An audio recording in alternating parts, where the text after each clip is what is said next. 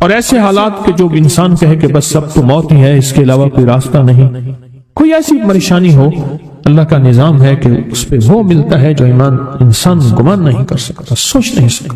یہ فیصل آباد کے ساتھ مامو کانجن میں ایک درویش ہوتے تھے، صوفی عبداللہ صاحب رحمۃ اللہ علیہ، بڑے اللہ والے تھے، درویش تھے، اللہ سے مانگتے تھے، اللہ دے دیتا تھا۔ تو مجھے ان کے ایک شاگرد نے بتایا، اردو بازار لاہور میں ہوتے تھے، کہنے لگے کہ میں ایک دفعہ گیا تو مجھ سے فرمانے لگے کہ میرے سارے کے سارے طالب علم استاد جمع ہو کے آ گئے کہ ہمارے جو ہے وہ ہمارے راشن نہیں، کھانا پینا کچھ نہیں، تنخواہیں نہیں ملی، سب چیز ختم ہو چکی ہے، تو اب ہمیں اجازت دے دیں، آپ کے پاس تو ہے نہیں۔ اچھا فرمایا مجھے چند دن دے دو، جتنا اور دن صبر کر لیا، چند دن مجھے دے دو۔ تو فرمایا پھر بیٹھ گئے مصلی، اور جو سورۃ فاتحہ پڑھی نا جب آتے تھے نا، ایاک نعبد و ایاک نستعین، اس کو جو وجدانی کیفیت کے ساتھ دل کی گہرائیوں اندر کے درد کے ساتھ پکارتے تھے، اتنا درد، اتنا غم، اتنا درد، اتنا غم جو پکارتے تھے، ایسے محسوس ہوتا تھا کہ زمین ساری کی ساری ہل رہی اور ہر طرف ایک نظام چل رہا ہے۔ اور جب پھر اس سورت کو پورا کرتے تھے، پھر سورۃ فاتحہ پڑھتے تھے، اور جب پہنچتے تھے ایاک نعبد و ایاک نستعین، پھر ایسے ہی جو ہے اس کو دہراتے تھے۔ پر بات یہ ہے وہ دعا پڑھتے نہیں تھے، مانگتے تھے۔ ایک ہے دعاؤں کا پڑھنا، ایک ہے دعاؤں کا مانگنا۔ وہ دعا پڑھتے نہیں تھے، مانگتے تھے، اور اللہ مانگنے والے کو دیتا بھی ہے، اللہ مانگنے والے کو عطا بھی کرتا ہے، اور اللہ کی رحمت مانگنے والے کے ساتھ سدا رہتی ہے، ہمیشہ رہتی ہے۔ وہ دعا پڑھتے نہیں تھے، مانگتے تھے۔ بس کہا کہ ایسے مانگے، ایسا مانگا، ایسا مانگا کہ اللہ پاک کو ترس آیا۔ چند ہی دنوں میں فرمایا اللہ نے دکھایا کہ یہ دیگ ہے، سونے کی بھری ہوئی ہے، اور میں نے آپ کے حوالے کر دی، اور تھوڑا سی ایسی جگہ ہٹائی تو وہ دیگ نکل آئی۔ تو فرمایا پھر مٹھیاں سونے کی بھر بھر کے دیتے تھے، اور کہتے تھے اس کو حسب ضرورت خرچ کرنا، خیال کرنا، کہیں فضول خرچی نہ کرنا، اسراف نہ کرنا، اللہ کے خزانے ہیں اور برکت والے ہیں، کہیں اللہ ناراض ہو کے چھین نہ لے، کہیں اللہ ناراض ہو کے چھین نہ لے۔ مجھے ایک صاحب کہنے لگے کوئی ایسا عمل بتائیں، کوئی ایسا عمل بتائیں کہ میں چاہتا ہوں میری 7 نسلوں میں رزق ختم نہ ہو، جو مہنگائی اور حالات اور پریشانیاں میں دیکھ رہا ہوں، کوئی ہے عمل؟ میں کہا بالکل ہے۔ میں نے کہا روزانہ 40 منٹ بیٹھ، 40 منٹ صبح دوپہر شام، جو تیری تنہائی کا وقت ہو، کہ یا اللہ دنیا میں ایسی جگہ کوئی کہیں ہوتی، اکیلے بیٹھے رہتے یاد تیری دل نشی ہوتی، اکیلے بیٹھے رہتے یاد تیری دل نشی ہوتی۔ 40 منٹ کوئی ایسا بیٹھ 40 منٹ اس انداز سے مصلی پہ، کہیں بستر میں، کہیں ایسی جگہ جہاں سوئے نہیں، اور بس صرف ایک بار سورۃ فاتحہ پڑھا، اور اس کے بعد ایاک نعبد و ایاک نستعین کو دوہرا۔ جاگ رہے ہیں، دیکھتے رہیں، مجھے دیکھتے رہیں، میں آپ کو دیکھتا رہوں۔ آپ اللہ کے اور اس کے حبیب کے مہمان ہیں، آپ کو دیکھنا بھی ثواب ہے، آپ کو دیکھنا بھی ثواب ہے۔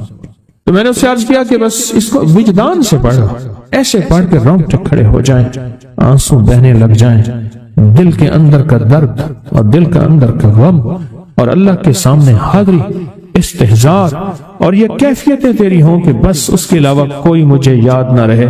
اس درد سے پڑھو 40 منٹ۔ 40 کی عدد کے ساتھ کائنات کے رازوں کا بڑا تعلق ہے۔ 40 کا جو عدد ہوتا ہے، بس 40 کے عدد کے ساتھ پڑھ، اور بہت توجہ سے پڑھ، اور بہت دھیان سے پڑھ، روز پڑھ۔ مجھ سے کہنے لگا کتنے دن پڑھوں؟ تو میں نے اس سے کہا مجھ سے یہ دن نہ پوچھ، تیرا دل خود بولے گا کہ فیصلے ہو گئے ہیں، بس ختم، دل خود بولے گا۔ یہ بتائیں کہ پیٹ بھرتے ہوئے کوئی گھنٹی بجتی ہے، یہ دل خود بولتا ہے کہ پیٹ بھر گیا۔ پیاس میں بھی کوئی کہتا تو نہیں ہے کہ آپ کی پیاس بجھ گئی ہے، وہ دل خود بولتا ہے کہ بس اب پانی کی ضرورت نہیں ہے۔ نیند سے دل بھر جائے تو بس دل بولے بس اب سو لیا، وہ اٹھیں۔ اسی طرح دل خود بولے، دل خود بولے، کیا بولے؟ دل خود بولے، اور دل اندر بولے، دل اندر بولے کہ اللہ پاک جل شانہ نے نسلوں کے لیے رزق کی عزت، دولت، برکت کے فیصلے کر دی، بس دل بولے۔ کتنے دیر کر؟ اب یہ تیری اپنے مانگنے میں ہے، اب یہ تیری اپنے مانگنے میں ہے۔ مانگنے میں کمی ہے تو دل نہیں بولے گا، اگر مانگے گا تو پتہ نہیں دنوں میں یا ہفتوں میں دنوں میں فیصلہ ہو جائے اور میں نے اس سے کہا کہ یہ میرے پردادا کے پردادا کا عمل ہے، ان کا یہ عمل ہے، میرے پردادا کے پردادا کا عمل جو ہماری خاندانی یادداشتوں میں یہ لکھا ہوا اور فرمایا اگر یہ کوئی بندہ کر لے اللہ نسلوں کا رزق اللہ سے منوا لے۔ اور میں نے اس سے کہا خیال کرنا رزق کے روحانی ساتھ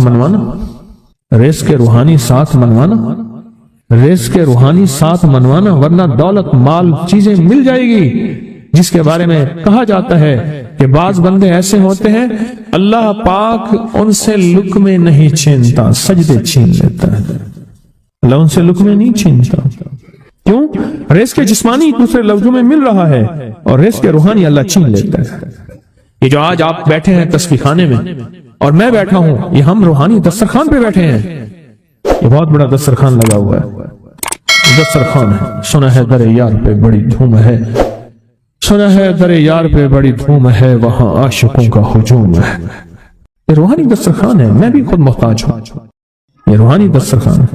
تو میں نے اس سے عرض کیا کہ ایک دسترخوان نہیں مانگنا، دونوں مانگنا، رزق روحانی بھی، رزق جسمانی تو اس کو بھی ملتا ہے جس کو کلمہ نصیب نہیں ہوا، رزق جسمانی تو اس کو ہی ملتا ہے جس کو کملی والی کی غلامی نصیب نہیں ہوئی، رزق جسمانی تو اس کو ہی ملتا ہے جس کے ماتھے پہ شقاوت لکھی ہے، رزق جسمانی تو اس کو ملتا ہے جو اللہ کا نافرمان ہے، رزق جسمانی تو اس کو ملتا ہے جو اللہ کے وجود کا انکار کرتا ہے، رزق جسمانی تو اس کو ہی ملتا ہے جو آخرت اور قبر کا انکار کرتا ہے، رزق جسمانی تو اس کو ملتا ہے جو جنات اور برزخ کا انکار کرتا ہے، رزق جسمانی تو اس کو ملتا ہے جو خود کملی والی کی نبوت کا انکار کرتا ہے، وہ تو بے بہا لوگ ہیں، ان کو ملتا ہے۔ پر تجھے بھی صرف رزق جسمانی ملا اور اللہ سے یہ منوا لیا، نہ یہ نہ منوانا، اللہ سے کہنا ہے اللہ رزق روحانی بھی دے اور رزق جسمانی بھی دے، دو رزق کٹھے عطا فرما۔ کون سا رزق؟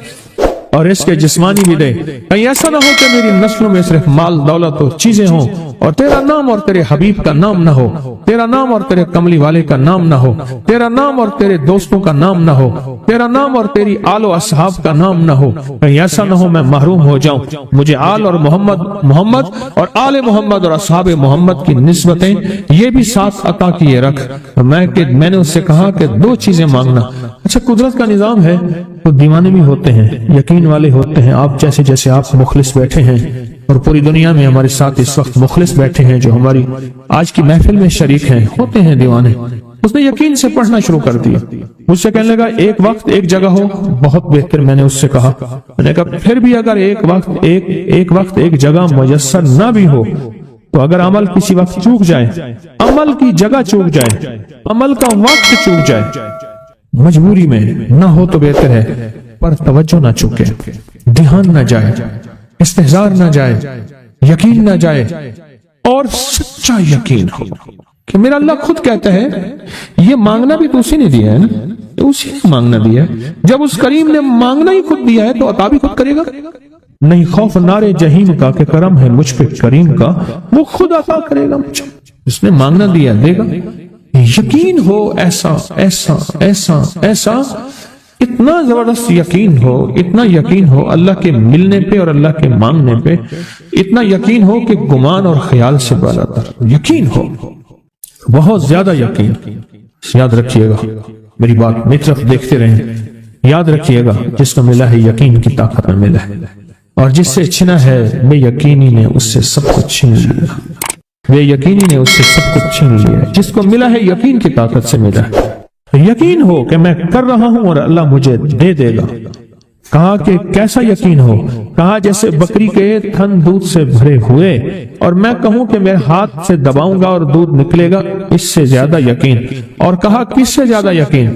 کہا کہ ایک بڑا نوٹ ہو اور بڑا نوٹ کے اندر جو ہے ایک آنے کی چیز آنی ہے، تو میں کہوں گا اس سے تو اس کی نوٹ کے اندر تو ہزاروں آنے ہیں، اور میں ایک آنے کی چیز، ایک ٹکے کی چیز لوں گا اور میرا کام بن جائے گا۔ اس سے زیادہ یقین ہو، اور اس سے کہیں زیادہ یقین ہو کہ سخت پیاس ہے اور میں پانی کو دیکھوں اور پانی کو دیکھتے ہی مجھے یقین ہو کہ اس سخت پیاس میں میرا پیاس بجھ جائے گی، پیٹ بھر جائے گا۔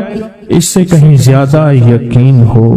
میں پھر بھی یقین کو نہیں سمجھا سکا، علم بھی محدود ہے، الفاظ بھی میرے پاس محدود ہیں، اس سے کہیں زیادہ یقین ہو، اس سے کہیں زیادہ یقین، اور بہت زیادہ یقین، اتنا یقین۔ کیا خیال ہے، آپ چاہیں گے اپنی نسلوں کے لیے بخت، رزق، نصیب اور مقدر منوا لیں؟ کیا خیال؟ وہ بڑا کریم ہے۔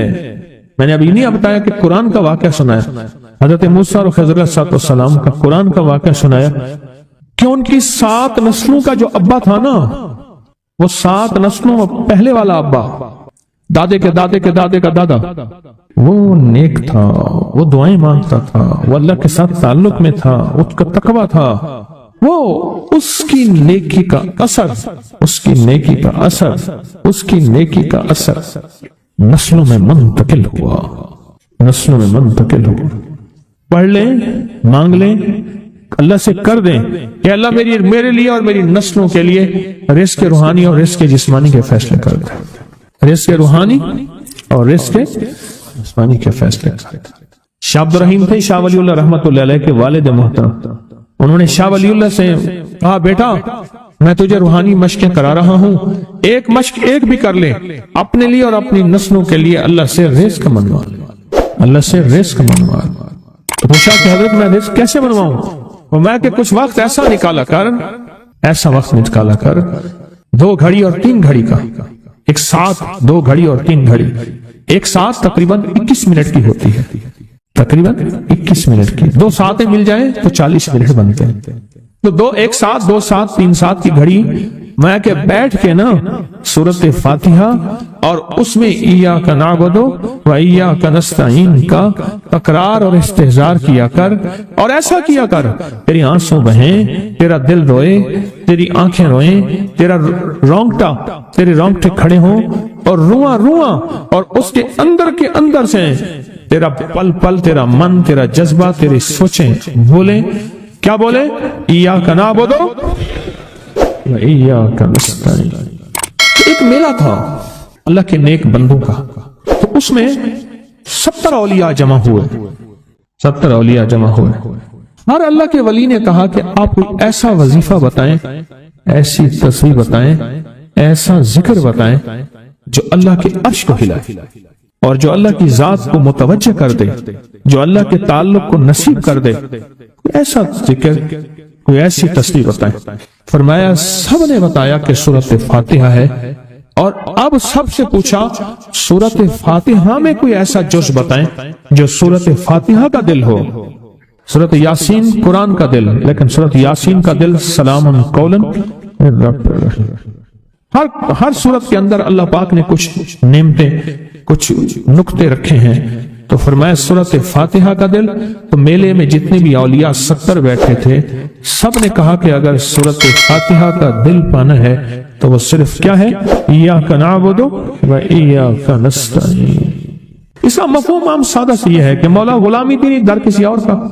جب غلام تیرے ہیں، منگتے تیرے ہیں، بھکاری تیرے ہیں، محتاج تیرے ہیں، پھر در بھی تیرا ہے، پھر در بھی تیرا ہے، اور کسی کا در مولا نہیں ہے، پھر در بھی تیرا ہے۔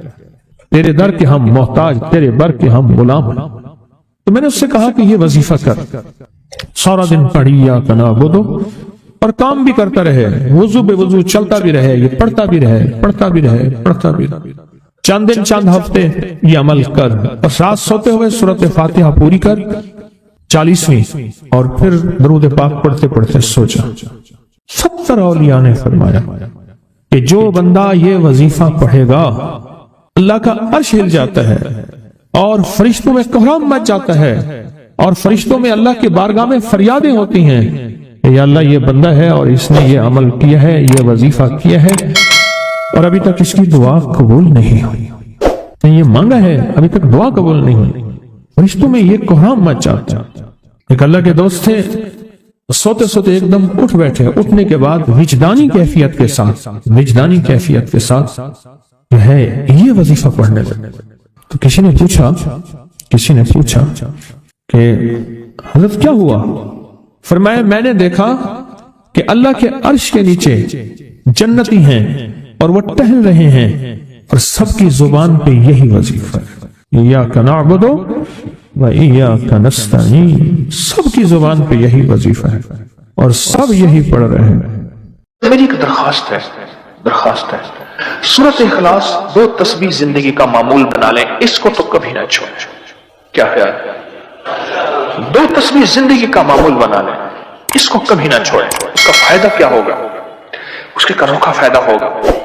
اللہ پاک نا نور کی برکت سے، اعمال کی برکت سے نسلوں میں نور اور خیر عطا فرماتے ہیں، پھر نسلوں میں وہ نور چلتا ہے، نسلوں میں وہ برکتیں چلتی ہیں، بعض اوقات دوسری نسل میں، بعض اوقات تیسری نسل میں، اور بعض اوقات اسی نسل میں۔ عرض کر رہا تھا کہ اپنی زندگی میں اس نور کی روشنی کو ساتھ لے کر چلیں۔ 2 تسبیح سورۃ اخلاص کی تو زندگی میں نہ چھوڑیں۔ سفر میں جا رہے ہیں، حضر میں جا رہے ہیں، صحیح جا رہے ہیں، پیدل چلتے پڑھ لیں، گاڑی چلاتے پڑھ لیں، گاڑی میں بیٹھے پڑھ لیں، کہیں دفتر میں بیٹھ کے پڑھ لیں، مجبوراً وضو نہیں تو بھی پڑھ لیں، پر چھوڑے نہیں۔ کیوں؟ آپ کی زندگی میں اس کا نور نسلوں میں منتقل ہوگا، اور اس کا نور نسلوں میں جائے گا، اور نسلوں میں رزق، دولت، عزت کے اللہ دروازے کھول کے دکھائے گا۔ ایسا نور ملے گا آپ سوچ نہیں سکتے، ایسا نور ملے گا۔ کون سا مسلمان ہے جو کہتا ہے مجھے سورۃ قل واللہ، سورۃ اخلاص نہیں آتی؟ ہر بندے کو آتی ہے۔ اگر کوئی کمزور علم رکھنے والا ہے تو تھوڑی سی محنت کرے، یاد کرے تو اس کو یاد ہو سکتا ہے، اس کو یاد ہو سکتا ہے۔ ایک میں آپ کو عجیب بات بتاؤں، شیخ ابوالحسن شاذلی رحمت اللہ علیہ، شاذلی سلسلہ، کہ جب تو اللہ سے خالص محبت کرنا چاہتا ہے اور چاہتا ہے کہ اللہ اس کے حبیب کی خالص محبت تیرے دل میں اتر جائے، اللہ اس کے حبیب کی خالص محبت تیرے دل میں اتر جائے، اور قیامت کے دن جب اعلان ہو وَامْتَازُ الْيَوْمَ أَيُّهَا الْمُجْرِمُونَ، مجرم علیحدہ ہو جائیں، ہمارے دوست علیحدہ ہو جائیں، ولی علیحدہ ہو جائیں، بدکار علیحدہ ہو جائیں، تو اس وقت تو اللہ کے دوستوں کی لسٹ میں ہو تو ایک عمل کر لے۔ فرماتے ہیں وہ عمل ہے کہ سورۃ اخلاص کو اپنے دل کی دنیا میں جگہ دے دے۔ اللہ اکبر۔ شیخ ابوالحسن شاذلی رحمۃ اللہ علیہ فرماتے ہیں، اور فرمایا جو سورۃ اخلاص پڑھے گا وہ حالت ایمان سے دنیا سے رخصت ہوگا، حالت ایمان دنیا میں سے رخصت ہوگا، اور ایمان کی آخری کیفیت میں رخصت ہوگا۔ اور ایک اللہ کے ولی نے اپنا مشاہدہ بیان کیا، میرے پاس لوگ آئے رزق کی تنگی میں مبتلا تھے، میرے پاس لوگ آئے بدحال ہو چکے تھے، میرے پاس ایسے لوگ آئے جن کی تنخواہیں بچتی نہیں تھیں، میرے پاس ایسے لوگ آئے جن کے گھر میں جھگڑے ناچاکیاں تھیں، اور میرے پاس ایسے لوگ آئے جن کی زندگیاں تنگ تھیں، اور جو نیکی کرنا چاہتے تھے کر نہیں سکتے تھے، خیر میں آنا چاہتے تھے آ نہیں سکتے تھے، اور برائیاں ان کا راستہ چھوٹی نہیں تھی، اور نیکی کے دروازے بند تھے۔ کہا میں نے ان سے کہا کہ 2 تسبیح سورۃ قل هو اللہ کی پڑھ لو۔ جب سے انہوں نے پڑھنا شروع کیا سورۃ قل هو اللہ ان کا ضامن بن گیا، اور سورۃ اخلاص ان کا سہارا بن گئی، اور سورۃ اخلاص ان کا ساتھی بن گئی، اور سورۃ اخلاص ان کا محافظ بن گئی۔